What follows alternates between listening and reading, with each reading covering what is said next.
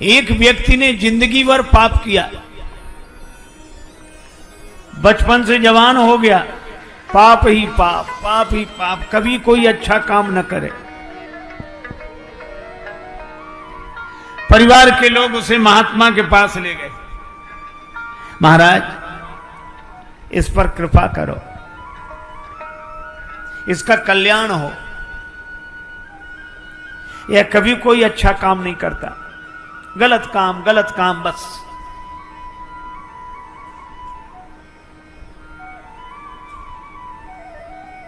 महात्मा ने कहा कोई बात नहीं, हमारे पास छोड़ दो। महात्मा ने उससे कहा कि तुम हमारे साथ रहोगे? बोला साथ रहने में कोई आपत्ति नहीं, पर हमसे भजन के लिए मत कहना। महात्मा बोले क्यों? तो कहने लगा कि भजन की बात सुनते ही हमें सिर दर्द होने लगता है।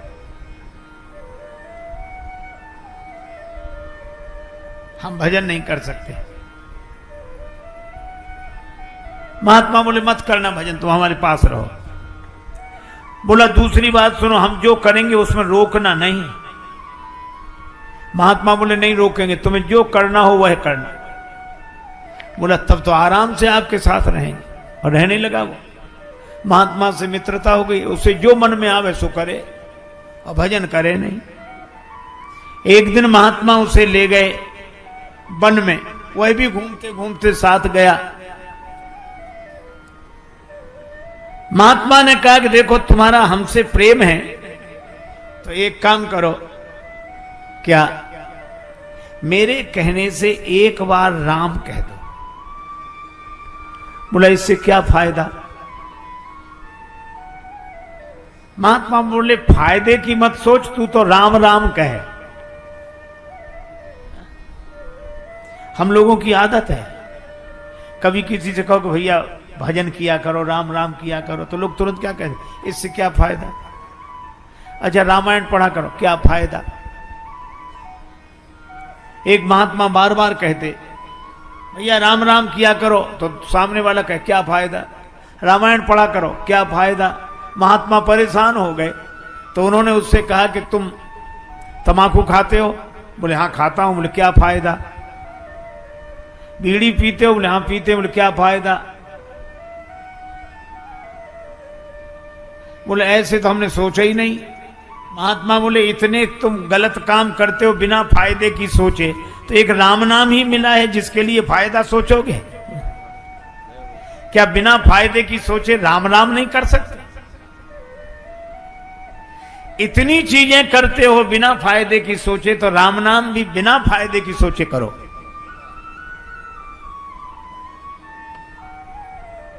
बोला एक बार बोलूंगा। महात्मा बोले बस एक बार। वह बोला राम, महात्मा बोले बन गया काम। बस एक मेरी बात और सुन ले, क्या इस नाम के बदले में कोई कुछ मांगने के लिए कहे तो मांगना मत, कह देना नाम के बदले में जो मिलता हो वो मुझे दे दो, ठीक है? महात्मा ले आए उसे कि इसका काम बन गया, इसे जो करना हो करने दो। परिवार वालों ने कहा ठीक है।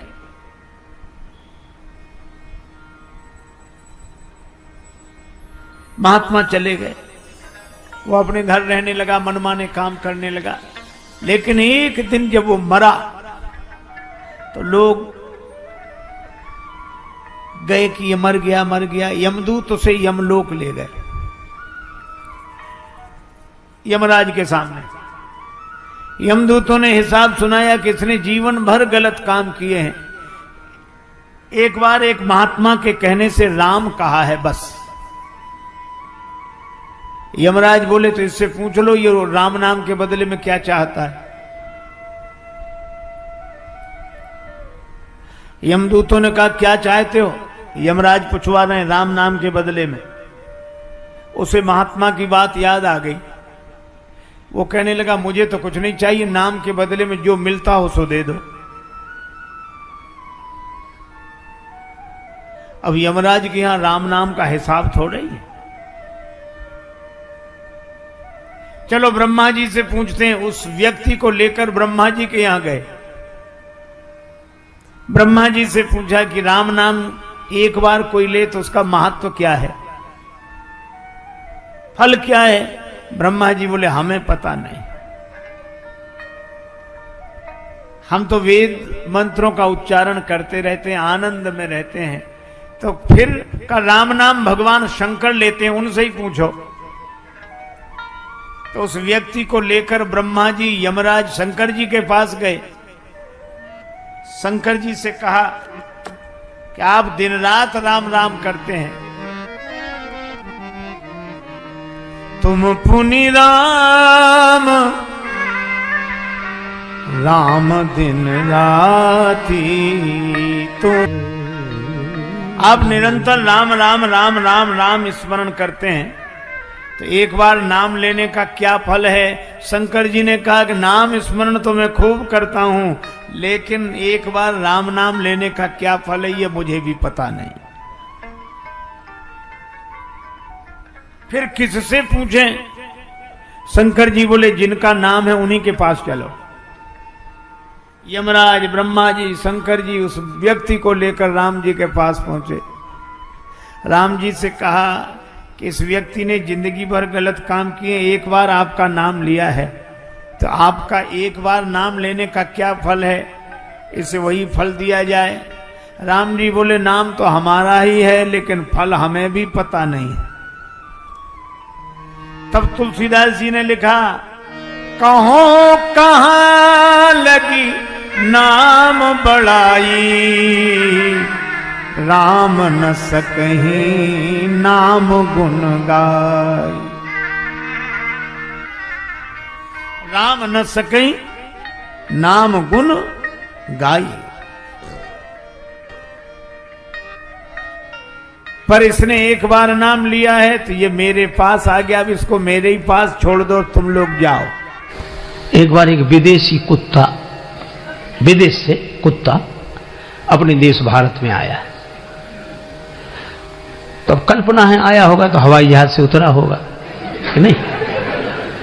उतरा तो जैसी कि परंपरा है, हर एक अपने समाज के प्राणी को हर कोई चाहता है, तो यहाँ के कुत्ते स्वागत के लिए गए। वो उतरा, कुत्तों में जैसा होता है पूंछ हिलाकर, उधर से आए तो उसने पूंछ हिलाई, यहाँ वालों ने हिलाई। यहाँ के कुत्तों ने कहा कि आपके चरण स्पर्श से धरती धन्य हो गई। कुत्तों के भी चरण स्पर्श से धरती धन्य हो जाती अगर वो विदेशी हो तो। आप पता कहाँ रहने, कहाँ कहाँ घूमने का विचार है, कहाँ कहाँ जाएंगे ताकि व्यवस्था वहां वहां की जाए वैसी। बोला कहाँ कहाँ, अब तो यहीं रहेंगे, यहीं बसेंगे, यहीं की नागरिकता, यहीं रहेंगे। तो यहाँ वाले को तू बाहर है, बोले तो बड़ी खुशी और मन से बोले काहे को, यहाँ तो हम ही काफी है, तुम काहे को। लेकिन उन्होंने कहा कि तुम्हारा स्वास्थ्य तो अच्छा दिखता है, तो जहां जिस देश से आए हो क्या वहां खाने पीने की सुविधा? अरे यहाँ से बहुत अच्छी सुविधा खाने पीने की, वहां जलवायु क्या कहने, वहां का जलवायु बहुत अच्छा। कहा जब तुम्हारे वहां सब कुछ अच्छा है तो यहीं क्यों रहना चाहते हो? बोला एक कारण है। क्या? बोले खाने पीने को वहां अच्छा, जलवायु वहां अच्छा, फिर यहाँ क्यों रहना चाहते? बोले एक ही कारण है। क्या? बोले भौंकने की उतनी सुविधा वहां नहीं है जितनी यहाँ। जो मन में आए जो समझ में आवे। इन राजाओं से धनुष तो हिला नहीं, काम तो इतना बनता नहीं। ले छुड़ा, ऐसे ही सीता जी को छुड़ा लो, पकड़कर दोनों भाइयों को बांध लो, जनक जी सहायता करें तो उनको भी युद्ध में जीत लो, वहीं बैठे रहे, हिले तक नहीं अपनी जगह से। अच्छा छीनने की वृत्ति क्यों आई? छुड़ा लो। कर्तव्य का पालन करें तो उपलब्धि होती ही है, कर्तव्य का पालन जिनसे नहीं होता वो छीनने की वृत्ति आ जाती है। ऐसे छीन लो, इसे छुड़ा लो, ऐसे। अब राम जी तो चुप, लक्ष्मण जी को बड़ा क्रोध आया। भूप वचन सुन इत उत तकहीं। राजाओं की बात सुनकर कभी लक्ष्मण जी इधर देखते, कभी उधर देखते हैं। इधर उधर इसलिए देखते हैं कि किधर से आवाज आ रही, कौन है, पर वो दिखे नहीं, हल्ला मचे बस इधर। लेकिन लखन राम डर बोल न सकहीं, लक्ष्मण जी को राम जी का डर है कि वो बोलते नहीं हैं कि राम जी फिर कहेंगे कि ये राम जी ने लक्ष्मण जी की तरफ देखा तक नहीं कि अगर इशारा कर देंगे तो यहां दीप दीप के भूपति इकट्ठे हैं, ये तो कितना बड़ा युद्ध होगा, विश्व युद्ध हो जाएगा, इतने लोग इकट्ठे हैं। तो युद्ध को टालना चाहिए, युद्ध के परिणाम बुरे होते हैं। राम जी इसलिए नहीं देखते, शांति रहे, हम शांति प्रिय हैं। लक्ष्मण जी ने कहा कि सो तो ठीक है, युद्ध तो हम भी नहीं चाहते, शांति प्रिय होना ही चाहिए, लेकिन इसका यह भी अर्थ नहीं कि जिसके जो मन में आए सो कहे, जो करना हो सो करे, हम शांति प्रिय हैं। हमारी इस महानता को कोई मजबूरी समझे तो ठीक नहीं है। एक सज्जन बड़े संपन्न आदमी कथा में जाते ही नहीं थे, पत्नी ने कहा कि चले जाओ। बड़ी मुश्किल से एक दिन पत्नी के कहने पर गए। लोगों ने देखा कि संपन्न आदमी पहली बार कथा में आया। कथा शुरू नहीं हुई थी, व्यास जी आकर बैठे थे। लोगों ने उन्हें देखा कि आइए आइए आइए आइए, सब लोग आइए आइए हो गया। आसन बिछा दिया, कहा बैठिए बैठिए, बैठ गए। कथा शुरू हो इसके पहले ही जाते ही नींद जुड़ाई हुई, सो गए। अब सो गए तो ऐसे आदमी को जगाए कौन, किसी ने नहीं जगाया। कथा पूरी हो गई, व्यास जी भी चले गए, सब श्रोता चले गए। अब वही आदमी बैठा था जिसकी दरी बिछी थी, तो उसने धीरे से जगाया, बोले जाइए, कथा हो गई। हाँ हो गई। बड़ा आनंद आया, बहुत आनंद। घर पहुंच गए, पत्नी ने कहा कथा सुनी? हाँ सुनी, पर वहां 3 तो शब्द, आइए बैठिए जाइए, बस।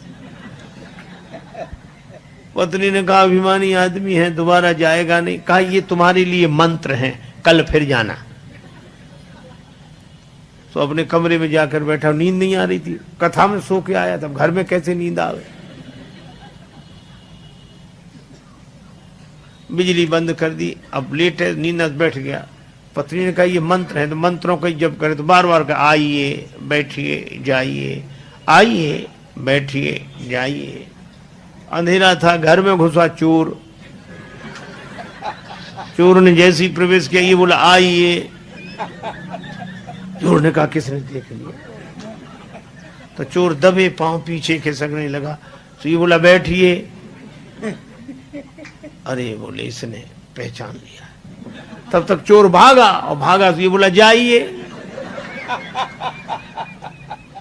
चोर ने समझा, पहचान लिया, पकड़वा देगा कल। तो चोर दौड़ा दौड़ा आया, इसी के चरणों में गिर गया। चरण पकड़ ली, जो रुपया पैसा लाया था सो चढ़ा दिया, मुझे बचा। ये घबराया कि मंत्र इतनी जल्दी सिद्ध हो गए।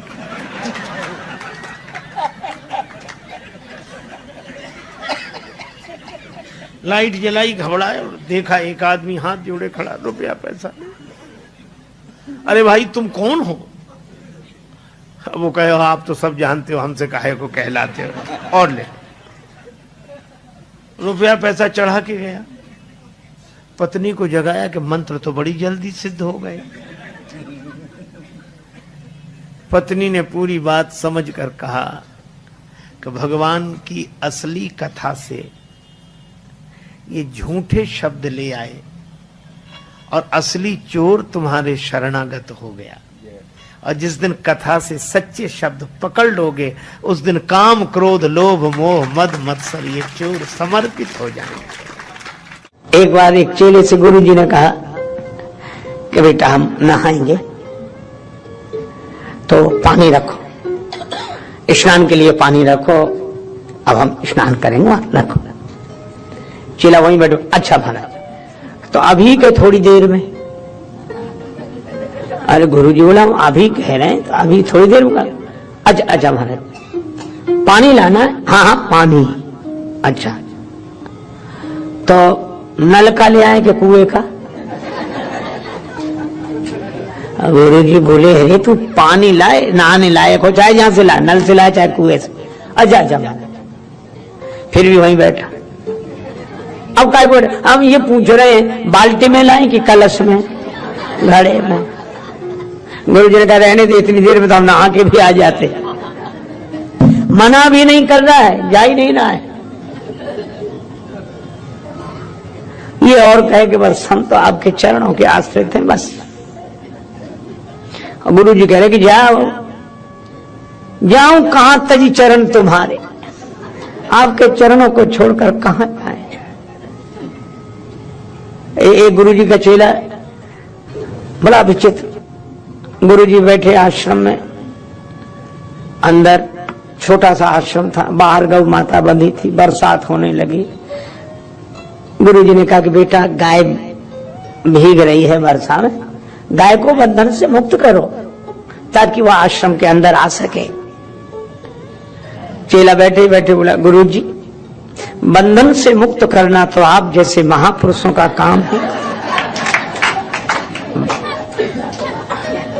हम जैसा जीव भला क्या किसी को बंधन से मुक्त कर सकता है जो खुद बंधन में पड़ा। क्षमा करें, यह अनधिकार चेष्टा हमसे नहीं होगी। बोलो, गुरु जी भी समझ गए कि चेला नहीं गुरु ही मिला है। तो दो तरह की विचित्रताएं। कुछ लोग होते हैं जो ऐसा आदेश का पालन करते हैं कि गुरु जी से कोई लेना ही देना नहीं, और कुछ लोग ऐसे हैं जो वहीं बैठेंगे पर जाएंगे कहीं नहीं, काम ही कुछ नहीं करेंगे। पर राम जी, अच्छा आपने देखा होगा जब लोगों का या शिष्यों का मान बढ़ जाए ना, तो फिर गुरु जी के प्रणाम करने का ढंग भी बदल जाता है। उनको ये लगता है कि हमको लोग इतना मानते और यहां प्रणाम कर। एक गुरु जी का चेला था जो सवेरे 4 बजे आता था प्रणाम करने, अंधेरे में, बस सवेरे ही कर जाए। एक ने कहा कि बड़ा भक्त है साहब, ब्रह्म मुहूर्त में आता है। अरे हमने कहा काय का भक्त है ये, इसलिए प्रणाम इस समय करता है ताकि इस समय कोई देखे नहीं, दिन भर नहीं करेगा। और दिन में सचमुच नहीं करता था, दिन में तो ऐसे बताता गुरु जी को हाँ जानते हैं वहां है, तो लोगों में इज्जत भी बनी रही। और सवेरे सवेरे प्रणाम कर जाए 4 बजे तो गुरु भक्ति भी बनी रही, गुरु जी भी खुश। बात अटपटी है पर प्रेम भरी है। एक बार एक महात्मा राजस्थान में गए, वहां का एक आदमी उन्हें लेकर गया अपने गांव में, और बड़ा इंटीरियर में गांव, वृद्धा माता। उसने माता से कहा कि माँ गुरुजी आए हैं प्रणाम कर। तो बोली टूटी फूटी मारवाड़ी बोली में कहने लगी, गुरुजी थारे खुर छू। और गुरुजी को गुरुजी कह रही थी और चरणों को खुर। महात्मा ने कहा, डांटा पर मधुरता से डांटा, माता जी ऐसे बोलती हो महात्माओं से, नरक जाओगी नरक। बुढ़िया नरक भी नहीं जानती थी, उसको लगा आशीर्वाद दे रहे हैं महात्मा। तो क्या बोली, महाराज हमारे कहां भाग्य जो नरक जाएं, नरक तो आप जैसे महापुरुषों को मिले हैं प्रभु, हमें कहां। बोलो भाई, उसकी सरलता पर महात्मा खिलखिला के हंस पड़े। जब सरलता पर महात्मा प्रसन्न हो जाते हैं और परमात्मा प्रसन्न हो जाए तो कौन सा आश्चर्य है। एक आदमी एक गांव में गया तो जिससे भी पूछे, क्यों भैया ये गांव रामपुर है, रामपुरा है? सो जो भी मिले हाओ।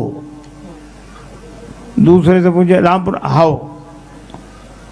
तीसरे भैया रामपुर हाओ। और बड़ा परेशान कि हाओ है कि रामपुरा है। एक पढ़ा लिखा आदमी दिखाई दिया कि भैया ये रामपुरा है। जी हाँ। अच्छा। तो और जितने लोग मिले वे हाओ हाओ कह रहे थे।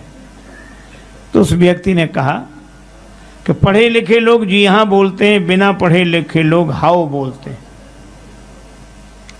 तो उस आदमी ने कहा कि बड़ी खुशी, आप तो पढ़े लिखे हैं? तो बोला हाओ। असली बात निकल गई। केवट भी बोला जब लग्न पाए पखारी हो, तब लग्न तुलसीदास नाथ कृपालु पार उतारी हो। और भगवान राम ऐसे में भी मुस्कुराते हैं। ये राम जी का संतत्व है। इन्हीं भगवान से संत संतत्व सीखते हैं।